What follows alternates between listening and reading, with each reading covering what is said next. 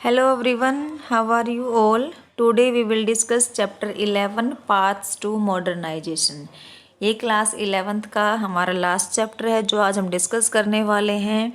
बेटा यहाँ पे हम पढ़ेंगे टू कंट्रीज़ के बारे में। फर्स्ट ऑफ ऑल हम चाइना के बारे में देखेंगे, सेकंड हम देखेंगे जापान के बारे में। आपको पता है चाइना जो है पूरे दुनिया में according to population number 1 position पे है। अगर हमारे को ये जानना है कि नंबर 1 पोजीशन अगर अकॉर्डिंग टू पॉपुलेशन चाइना की है तो वो मे भी कितनी हो सकती है, नियर अबाउट बेटा 140 करोड़ के आसपास जो है चाइना की पॉपुलेशन है। और सेकंड नंबर हमारा किसका है, इंडिया का है। ठीक है, अब देखो चाइना की हिस्ट्री के बारे में पढ़ेंगे हम। तो उससे पहले मैं ये चाहती हूँ कि हम एटलीस्ट हमें ये पता होना चाहिए कि चाइना जो है आज वहाँ पे उसके प्रेसिडेंट कौन है, वहाँ की पॉपुलेशन हमने देखी है, किस तरह की वहाँ पे गवर्नमेंट है, कब चाइना में रिवॉल्यूशन होता है, कब चाइना इंडिपेंडेंट कंट्री बनता है। देखो बेटा वहाँ के जो प्रेसिडेंट हैं अभी हाल में शी जिनपिंग है। और वहाँ पे जो रिवॉल्यूशन होता है तो 1949 में होता है। कब होता है बेटा, 1949 में चाइना में रिवॉल्यूशन होता है। उसके बाद चाइना जो है इंडिपेंडेंट रूप से वर्क करता है। लेकिन प्रॉब्लम कहाँ है कि एक टाइम ऐसा था जब चाइना पे जो यूरोपियंस कंपनी थी, या ये कह सकते हैं यूरोपियंस जो ऑफिसर्स थे, वहाँ पे आके क्या करते हैं उसको एज ए कॉलोनी बनाने की कोशिश करते हैं। लेकिन चाइना धीरे धीरे वहाँ से बाहर निकलता है और आज आप जानते हो कि चाइना कितना हाई लेवल तक, या हम ये कह सकते हैं सुपर पावर बनने जा रहा है। ऐसे ही हम जापान के बारे में पढ़ेंगे, तो थोड़ा सा जापान के बारे में भी देख लो। जापान में क्या है बेटा, वहाँ पे जो करेंसी है जापान की वो येन है। नियर अबाउट 12.58 के आसपास वहाँ की पॉपुलेशन है। ठीक है, कैपिटल है इसकी टोक्यो। और यहाँ पे जापान जो है एक ऐसा स्मॉल कंट्री आप कह सकते हो जो किसी वजह से 1945 में एक तरीके से अमेरिका ने उस पे जो हिरोशिमा और नागासाकी 2 सिटी हैं जहाँ पे क्या क्या था बेटा, उसको एक तरीके से डिस्ट्रॉय कर दिया था। लेकिन फिर भी जापान आज काफ़ी अच्छी पोजीशन में है। तो ये 2 कंट्रीज हैं जिनके बारे में हम यहाँ पर पढ़ेंगे। सबसे पहले इंट्रोडक्शन देखो, यहाँ पे मेंशन है बेटा, सबसे पहले ध्यान से देखो, China and Japan present A marked physical contrast. दोनों अलग अलग जगह पर हैं। चाइना क्या है बेटा, एक कॉन्टिनेंटल कंट्री है, वहाँ पे मैनी क्लाइमेट जोन है और वहाँ पे जो 3 मेजर रिवर सिस्टम है जिसकी वजह से चाइना जो है काफ़ी रिच पोजीशन में है। फर्स्ट ऑफ ऑल हम बात करेंगे येलो रिवर की, देन यांगत्से रिवर और लास्ट में हमारी है पर्ल रिवर। ठीक है, और कुछ ऐसा पोर्शन है चाइना के अंदर जो माउंटेन एरिया कैरी करता है। यहाँ पे जो मेन बेटा एथनिक ग्रुप है वो हान है।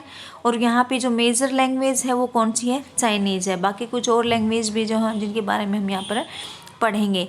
यहाँ का जो चाइना का जो फूड आइटम है वो उसके अंदर भी यहाँ पर क्या है, डाइवर्सिटी को हम देखते हैं। जो बेस्ट यहाँ का बताया गया है बेटा उसका एक याद रख लो, ये हमारा है डिप्सम। बेस्ट जो खाना बताया गया है यहाँ पर वो डिप्सम है। यहाँ पे अलग अलग एरिया है। कहीं पर देखो हमारे यहाँ एक पर्टिकुलर एरिया है चाइना का जहाँ पर राइस और वीट दोनों ही ईट किए जाते हैं। लेकिन कुछ एरिया ऐसा है जहाँ पर सिर्फ चावल किया जाता है, कुछ एरिया ऐसा है जहाँ पर कुछ और मल्टी टाइप से फूड इनके हैं। अब हम बात करेंगे जापान की। जापान के अंदर भी क्या है बेटा, सेम सिस्टम है, थोड़ा सा ही अलग है। देखो Japan by contrast is a string of island. Japan इसके अलग एक आइलैंड है, वहाँ पे क्या 4 जो है लार्जेस्ट आइलैंड है, छोटे छोटे हैं। उनमें से कुछ ऐसे हैं, जापान एक ऐसी जगह पर सिचुएटेड है कि वहाँ पर बार बार क्या आते हैं बेटा, उसको अर्थक्वेक जोन कहा जाता है।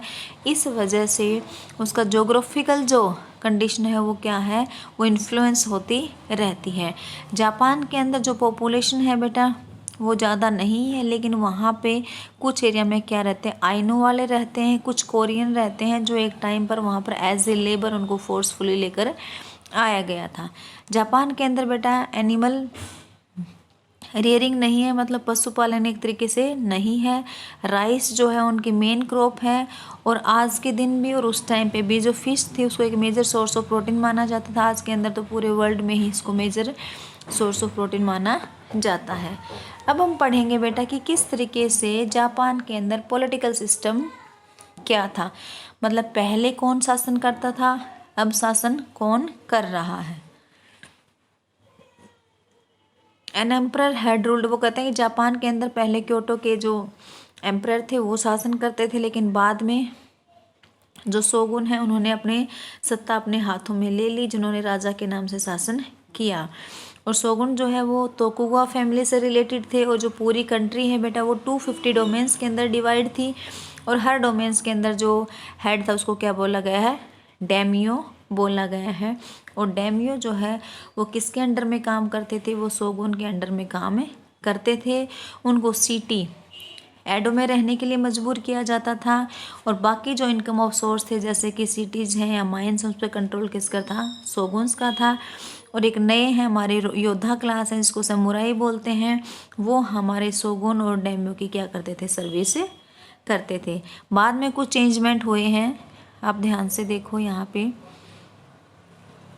देखो बाद में कुछ चेंजेस हुए हैं। क्या हुआ है बेटा इसमें, देखो सबसे पहले जो पीजेंट्स थे उनसे हथियार छीन लिए गए। अब हथियार सिर्फ कौन रख सकता है, सिर्फ सैमुअल रख सकते हैं। इसकी वजह से क्या हुआ कि जो बार बार वॉर वगैरह होते थे वो अब नहीं हुए। जो डेमो थे उनको फोर्सफुली कैपिटल में ही रहना पड़ता था, और बाकी जितना भी सिस्टम था जैसे कि जो टैक्स पेयर थे या जो दूसरे लैंड प्रोटेक्टिव वाले थे, इन सब पे धीरे धीरे इनको कुछ ऐसे अधिकार दे दिए गए ताकि वो अच्छे तरीके से सर्वाइव कर सकें। और जो डेम्यो थे बेटा, इनकी जो कैपिटल थी वो काफ़ी बड़ी बन जाती है, क्योंकि डेम्यो को फोर्सफुली शिफ्ट किया जाता था कहाँ पे, कैपिटल में। इस तरीके से जिनको कैपिटल थी वो काफ़ी बिगेस्ट बन जाती हैं, और वो कहते हैं एक टाइम ऐसा आता है कि दुनिया में सबसे जो मोस्ट पॉपुलेटेड सिटी बन जाती है वो एडो बन जाती है, जिसको आज क्या बोलते हैं, टोक्यो बोलते हैं। बाकी ओसाका और क्योटो दो अदर और सिटी थे जहाँ पे पॉपुलेशन ज़्यादा थी। यहाँ ही कह सकते हैं यहाँ पे 4 से 5 या 4 और 5 ऐसे सिटी थे जहाँ पे पॉपुलेशन ज़्यादा थी। अब हम कह सकते हैं नॉर्मली तो दुनिया के अंदर एक ही हाई पॉपुलेटेड सिटी होती है, लेकिन जापान के अंदर ऐसा कुछ नहीं था बेटा। लास्ट में यहाँ पे होता है कि जो सिटीज़ की डेवलपमेंट होने लगी है कि जो पर्सन होता है उसकी मेरिट, उसकी क्वालिटी क्या है, ये ज़्यादा मैटर करती थी कि उसका स्टेटस क्या है। और वहाँ पे एक टाइम पे ऐसा आया कि जो कल्चर है वो छाने ब्लूज़म का मतलब होता है एक तरीके से कल्चर चारों तरफ स्प्रेड हो जाता है, और वहाँ पे जो मर्चेंट्स थे वो थिएटर को, आर्ट कला को बढ़ाना चाहते थे। तो इस तरीके से हम कह सकते हैं कि जो राइटर्स थे उनको उनके लिखने से इतना पैसा मिल जाता था कि वो अपनी लाइफ में अच्छे तरीके से सर्वाइव कर सकते थे। या कह सकते हैं कि एडो के अंदर लोग जो है पढ़ने के इतने ज़्यादा शौकीन थे कि एक प्राइस ऑफ बाउल के रेंट में भी वो एक बुक परचेज या एक बुक का रेंट दे सकते थे। तो इस तरीके से हमने देखा कि जो धीरे धीरे जापान के अंदर जो प्रिंटिंग सिस्टम है वो धीरे धीरे डेवलप होता जा रहा है। अब यहाँ पे देखो, Japan was considered rich because it imported luxury goods like silk from China and textile from India.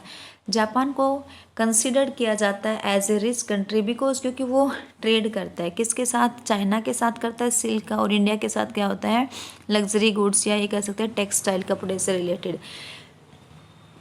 अब क्या होता है जब वो ऐसा ट्रेड करता है तो उसे क्या होता है, अपनी जो करेंसी है उसे क्या कभी इंडिया को कभी चाइना को देनी पड़ती है। तो इस वजह से वहाँ के जो शासक थे उन्होंने क्या सोचा क्यों ना सिल्क का प्रोडक्शन हम यहाँ पे ही करें।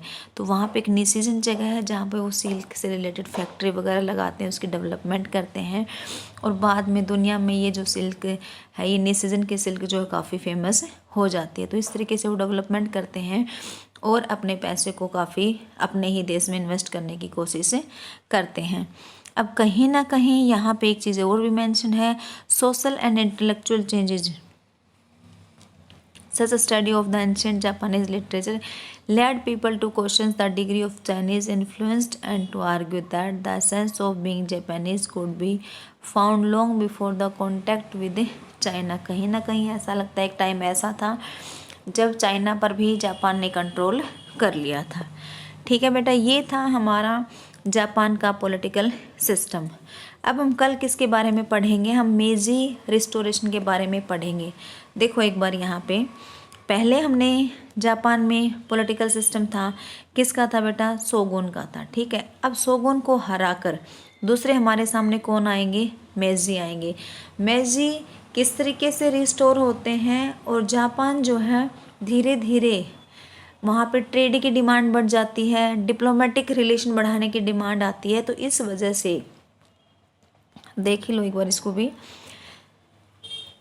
Internal discontent coincided with demand for trade and diplomatic relation in 1853 USA sent commander Mary peri.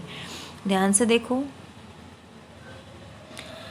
जो रशिया के जापान के अंदर क्या होता है बेटा, डिमांड बढ़ जाती है ट्रेड करने की, और वो अपने रिलेशन बनाना चाहते हैं अनदर कंट्रीज़ के साथ। इसीलिए यूएसए का जो मैथ्यू पेरी है वो अपने एक ट्रीटी साइन करवाना चाहता है, किसके साथ है, जापान के साथ। और जापान जो है ट्रीटी साइन कर लेता है, किससे रिलेटेड बेटा, डिप्लोमेटिक से रिलेटेड या ट्रेड से रिलेटेड।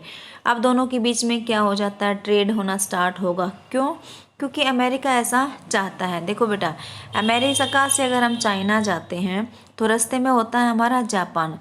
चाइना अमेरिका के लिए एक अच्छा सोर्स था मार्केट के लिए, तो उनको रास्ते में जाने के लिए कोई ऐसी जगह चाहिए थी जहाँ से वो अपने शिप के लिए क्या करे, जो फ्यूल था उसको क्या कर सके, वहाँ पे रीफ्यूल कर सके।